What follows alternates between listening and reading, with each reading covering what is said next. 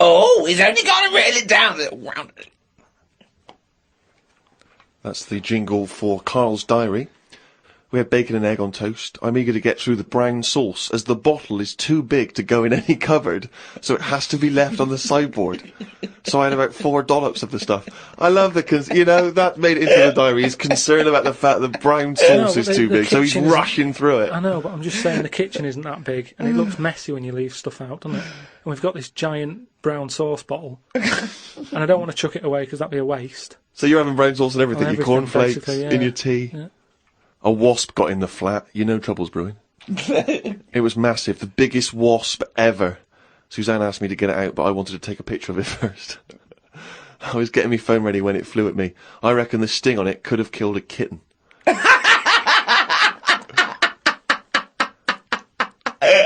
So specific. It ended up flying out the window on its own.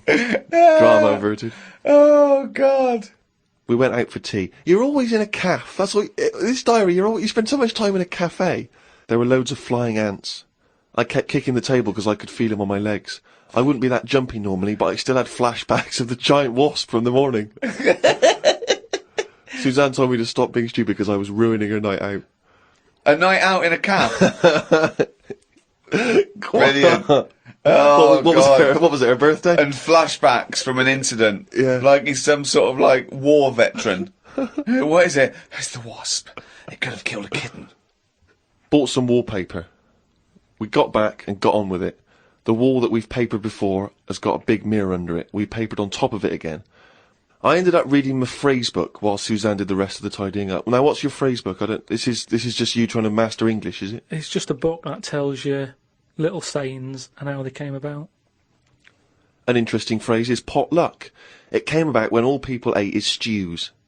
They used to chuck all sorts of stuff into the stew. You stuck your spoon in, and sometimes you got something nice like beef, or you could end up with a bit of frog. It's potluck.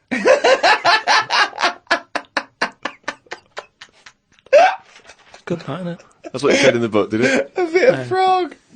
Got up and checked the wallpaper out. There are loads of air bumps and it's buckled on the joins. I wish we'd never done it. Suzanne said the washer was broke and it's out of its warranty. She called up the people who made it and they said it will cost £150 to fix. I don't know how they know that when they haven't even seen it. I want to smash it to bits and see what they can do for £150. So much anger.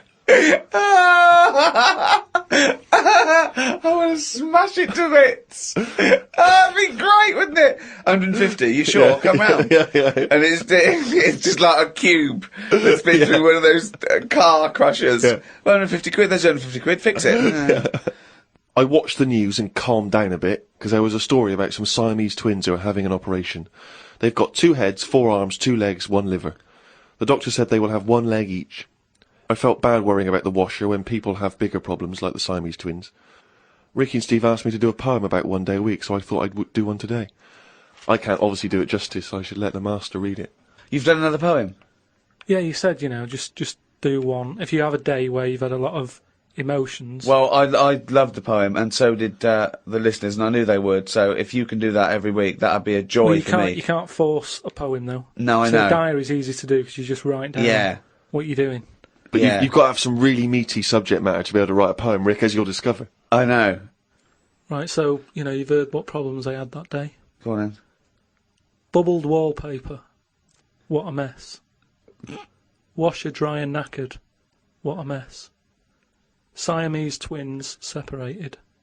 1 leg less.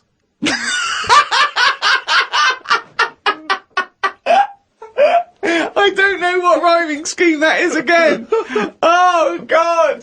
Oh, God. Oh.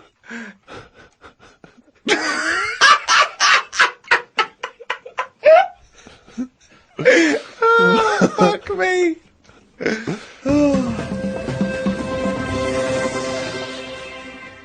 Well, there you go. That's the end of episode 2 of series 3 of the Ricky Gervais Show. More next week.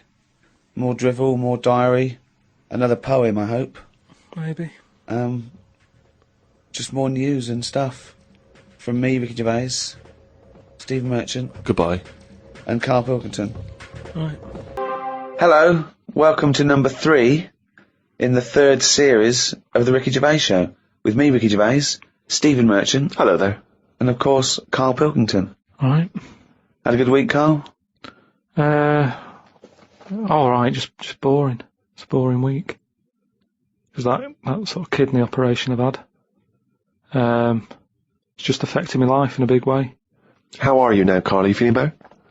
Better than what was last week. Because last week you really were not putting the effort in, were you? And it's your own fault, you got kidney stones, you don't drink enough water. That's what I've been doing this week. Just drinking. You said what sort of week have you had? What have you been up to? That's what I've done. I've drank water. That's all I've been doing. If there's a water shortage in London, it's because of that. Honestly, that's what you have to do. It's just boring. Just like a basking shark, just sort of with its mouth open, just going through the water. Sick of it. Oh, he's led the life of plankton for 1 week. Have you been able to do anything, or have you just been resting? It's best to rest.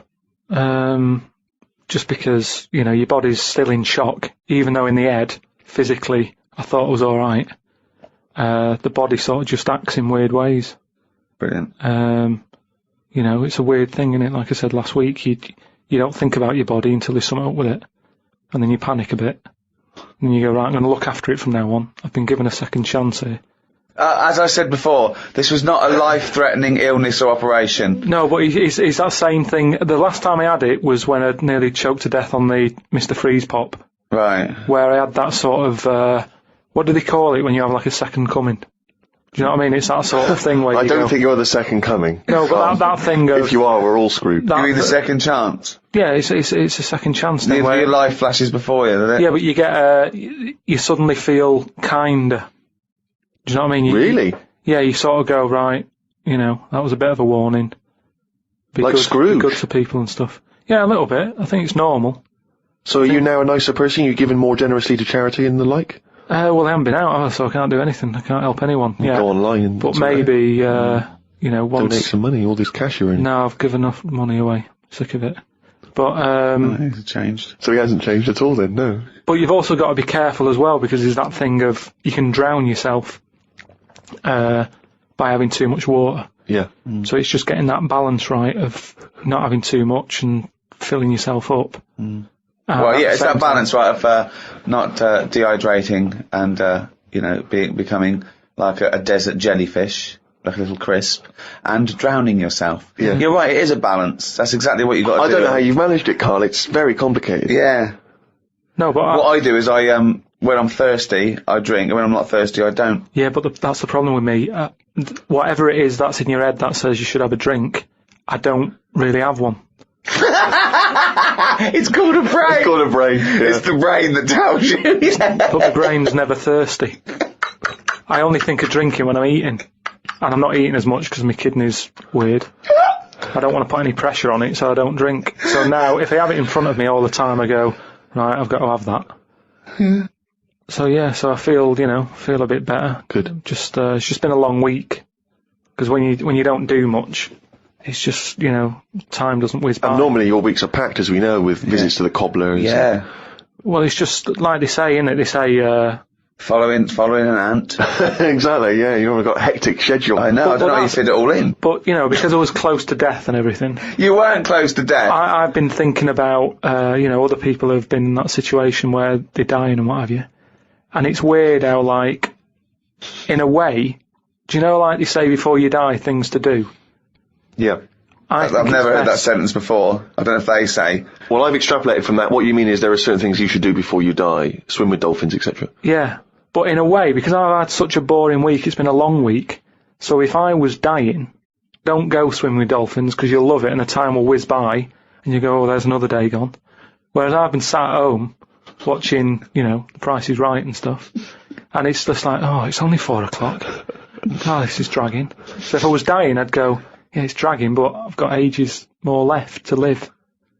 Yeah. But what's the point? But it's really about quality of existence, isn't it, when you're dying? No, but anyway, I'm just saying. Oh, okay. Been a boring week. But what I've been doing is going on the internet, sort of learning stuff, been watching more documentaries about stuff. Yeah.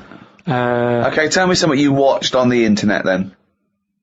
The thing that stands out the most, there's this spider that a fella got, popped it in like a little sort of bottle, and chucked in 80 ants, and the spider, right, just went mental. And I don't know if the spiders eat ants.